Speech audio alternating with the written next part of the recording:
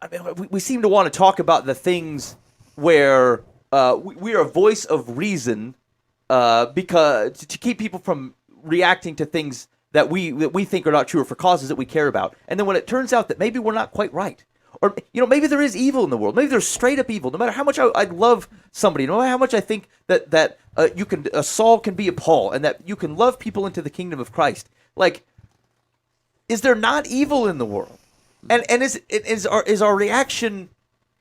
Is it to hug the guy with the bomb? Because like that's where I'm struggling. Is like we're not talking about nuanced gray areas here. Like people want to talk about. Here's the deal: is that you have let's put them in a manageable figure. Let's say you got 100 people fleeing a country, right? Somebody morally, I feel like there is a responsibility that their country is no longer responsible for them. They fled for whatever's going on. I don't care what you think caused it. I don't care if you think they were part of it. They're fleeing their country, right? They have to go somewhere.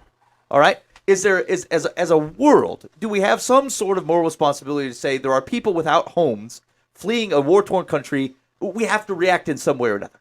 Okay, I think we have to do that. Now, maybe you think that 5 out of the 100 are nasty people and are willing to cause trouble. Maybe they are. Can I write off a whole group of people and say we won't do anything because I think 5 of them are bad? Like, did our moral responsibility end because someone might pervert something? Like, it's too simple. It's too simple to say, hey, they're all solid citizens. They're all women and children who've got troubles in life, and we just need to step in. It's not that. They're not all that. No. Some of them, like, what did they were doing a count, and like, there's a lot of them that are young men. Military age men. Young men. Some of them are criminals right now. Now, here's the thing. Some of them aren't. Some of them aren't. I don't know. I don't know. So like, it's some of this is the posture is to look at the guy, and maybe I'm being personally offended here, and I frankly think I lean more liberal in this conversation, where I think I'm willing to take the risks on some of these things. Like helping people takes risks.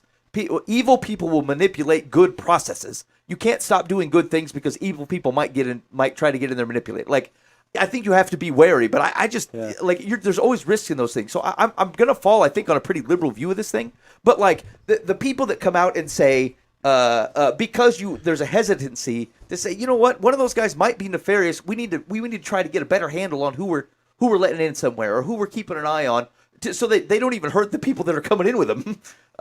And we're like, you hate and don't act like Christ? Seriously? Like, that's our reaction? You hate and don't act like Christ? Maybe I disagree with you. Maybe I think you're being overprotective. Maybe I think you are too cautious and not trusting in God. Maybe I think that's true. But did I really reach the right conclusion that you hate people and don't want to act like Jesus? Like, is that the reality of our situation?